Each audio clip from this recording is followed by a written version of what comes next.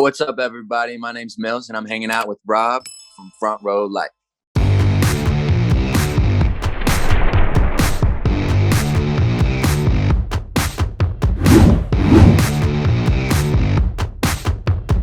Congratulations with the new single Five and Dime.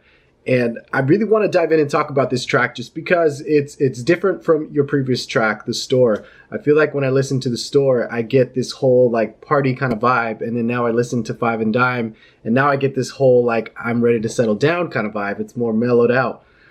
So take me into the studio and the creative process for Five and Dime. Yeah, first of all, thank you, man. I appreciate it.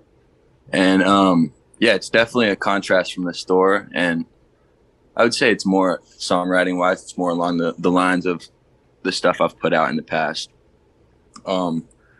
It's just like it's a love story, you know, like falling for somebody and wanting to like spend time with them and having that one place that you meet at and you know what it is. You know, like back in the day, there was five and dime stores, like nickel and dime stores. I just thought that was like a super classic phrase. So I had that title written down in my notes. And I also had this little guitar part.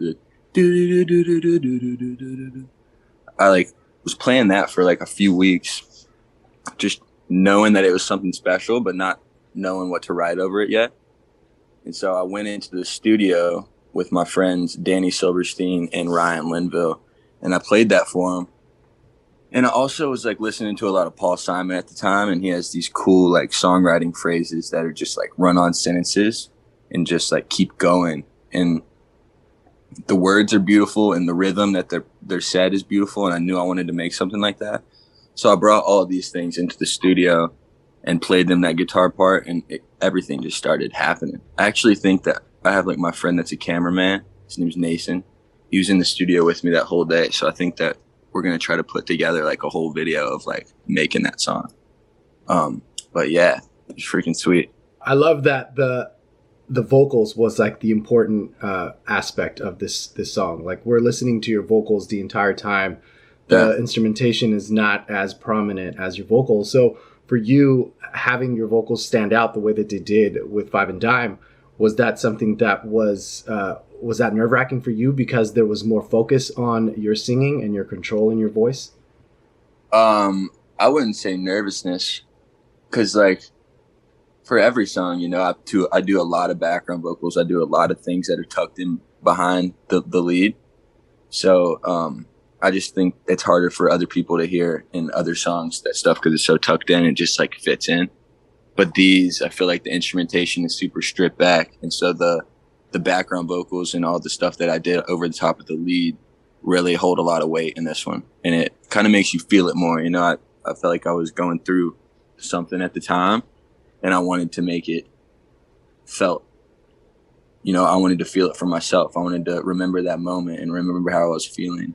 So my delivery, I feel like, is just like a true, like the truest form of how I could have delivered the message I'm trying to get across, you know? Now, as far as your songwriting, would you say that this is a more mature style of songwriting for you? I know you mentioned it's more geared towards like what you had in the past, but songwriting wise, like, do you feel like you've matured more as a songwriter, writing about these kinds of topics, or is it the same as before? I mean, with every song I mature. I find out something new. I figure out a better way to say a certain thing.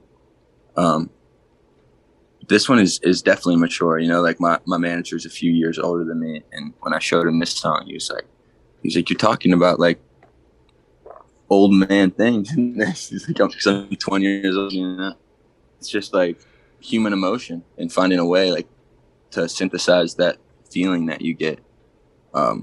So yeah, I'm a human being just like everybody. I like to party, but then I also fall in love and want to write about that feeling as well. So yeah, I feel like every single day I'm maturing as a human being, which naturally transfers to writing songs. When you talk about falling in love and you write music about that, is that something that's hard to do? I've heard artists say they have a hard time writing love songs, but they have an easy time writing breakup songs. Does that go same way for you? I would say it's the other way around for me. I when I'm overwhelmed with goodness, that's when I can write the best songs. When I'm just filled with love and a need to express the way I'm feeling. It's a little harder for me to do when I'm sad. It's hard to think about anything else other than just being sad. But there are great songs that come out of being sad and being heartbroken. I've definitely had a few of those as well. But in my case, I like writing songs when I'm happy and about beautiful moments, and capturing those like a picture in a scrapbook. Now, how different was it working with these producers as opposed to working with Robbie and Martin on the store? Well, I've known both of these groups of dudes for a few years now. How we made the store, it was just me and Robbie in my basement. I have a studio in my basement, and we made the whole song that day, wrote the whole thing. Both of these songs were made in one sitting, which is something I like to do. That's something I heard Paul McCartney and John Lennon would never stand up out of their chairs if they started something without finishing it. I just feel like that's a cool thing to capture. You're capturing that whole moment of time. It's not like June 26th, 2020, and then I came back to it in May of 2021, and then it still wasn't right. So it was like all that one feeling when your stream of consciousness is all in the same place. So I feel like that's a special thing. Vibe wise, it was like the story, was pretty rock and roll and heavy and fun. So when I was cutting vocals for that one, I was like drinking whiskey and just like having a good time and getting in that headspace. But for Five and Dime, I was just chilling out all day. And then, just like that wasn't the vibe, obviously. So I wasn't drinking whiskey when I cut Five and Dime. I was just like thinking about who I was thinking about at the time.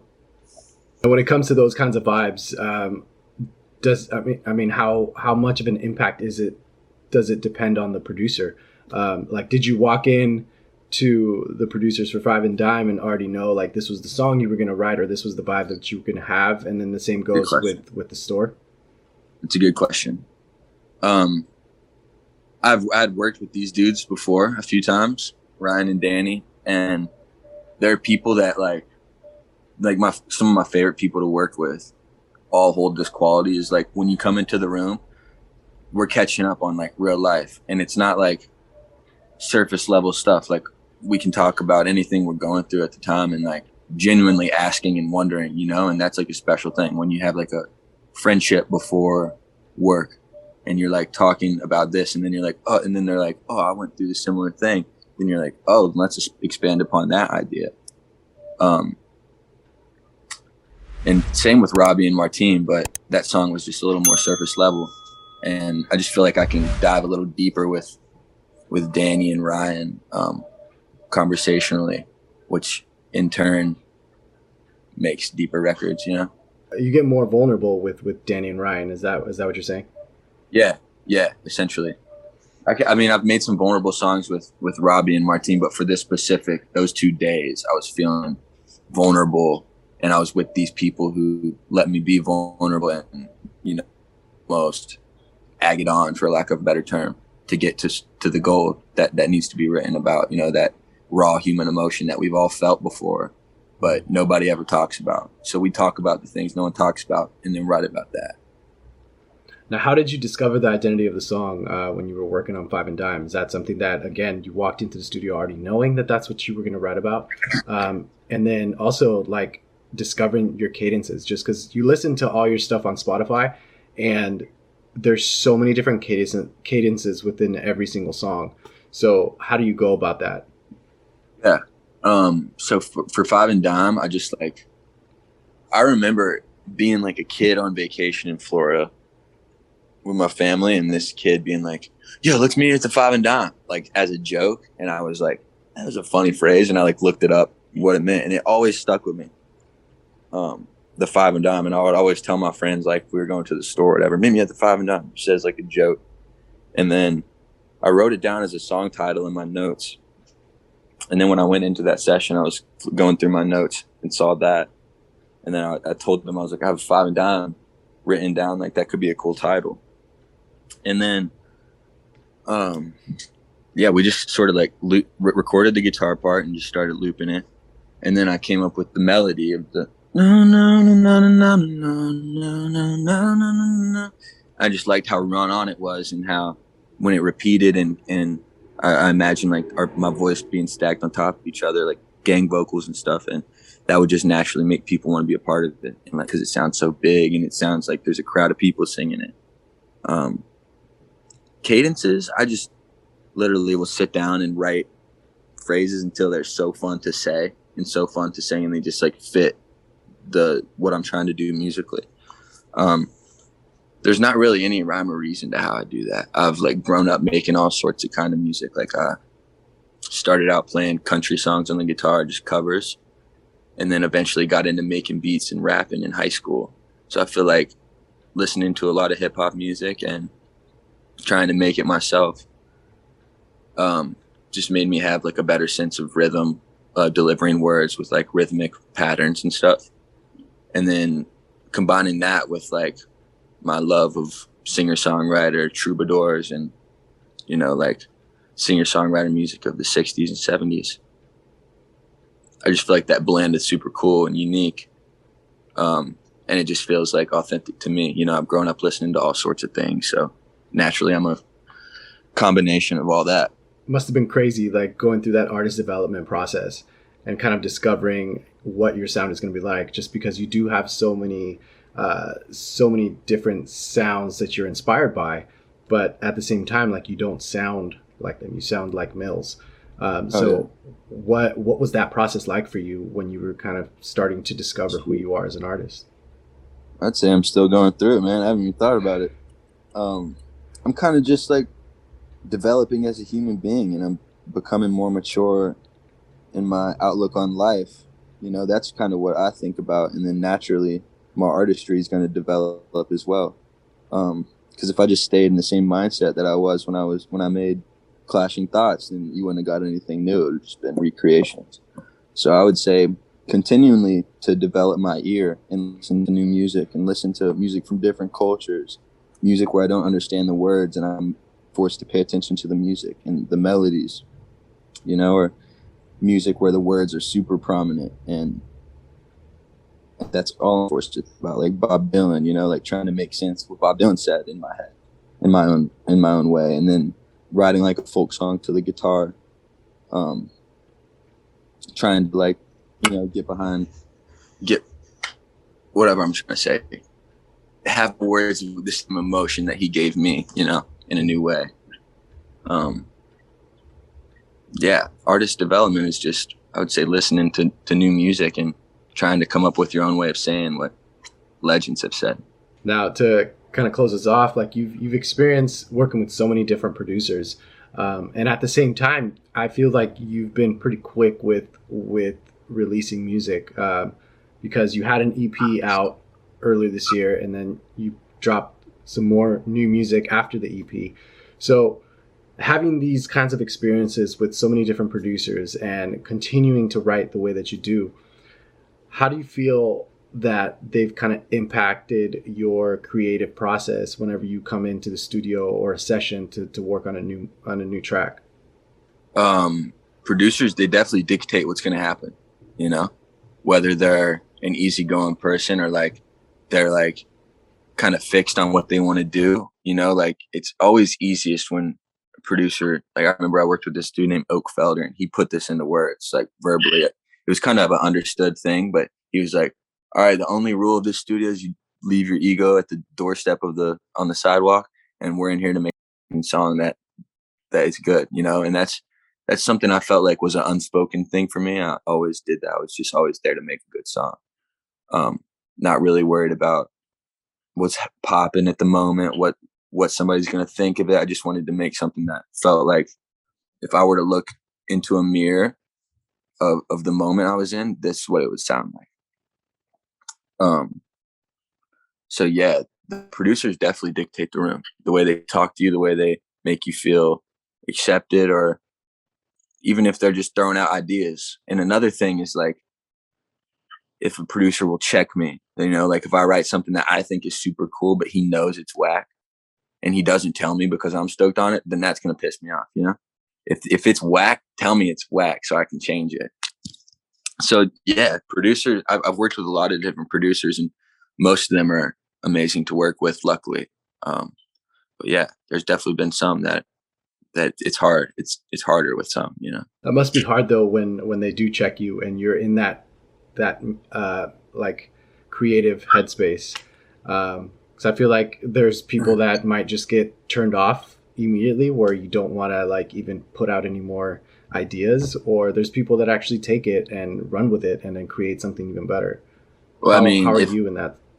if Oakfeller tells me to do something to improve my musicality, then I am going to take his advice. He's a brilliant dude. But there's, I mean, everything you got to take with a grain of salt. But at the end of the day, if someone's just like trying to help you out and trying to get, you know, like trying to hit that ice pick or the pick a little harder to get to the gold, then that's all they're trying to do. They're just trying to help you strike gold, you know. And if you try again and you still can't come up with something, you still believe in the idea, then you speak up. But it's the best just to have no ego in the room and be transparent as possible and just try to get to the best thing. Like there's been times where I've worked with this guy named Rykes on like Slide Through or something, and I'll come up with a line and he'll be like, no, that's not it. He's like, you can do better than that. And then that's why I wrote the best line of the song, is because he checked me, you know. And like that was the line I was most proud of. I don't even remember what it was off the top of my head, but I remember being like, thank you for doing that, bro. Like, yeah, the transparency is key to uncovering the magic, because the magic comes from everybody. You know, the magic doesn't come from just one person. It's everybody's energy in the room feeding together. That's true. That's true. Well, dude, congratulations with the new Thank you. single "Five and Dime," and keep doing what you're doing, man. I love how every song is not only different sonically, but it's also different vocally. Whether you do Slide Through and you have vocal runs, or you do The Store and you have more like falsettos. So I really love what you're doing, and Man, thank you. thanks for taking the time, dude. Yeah, appreciate it. Good to meet you, man.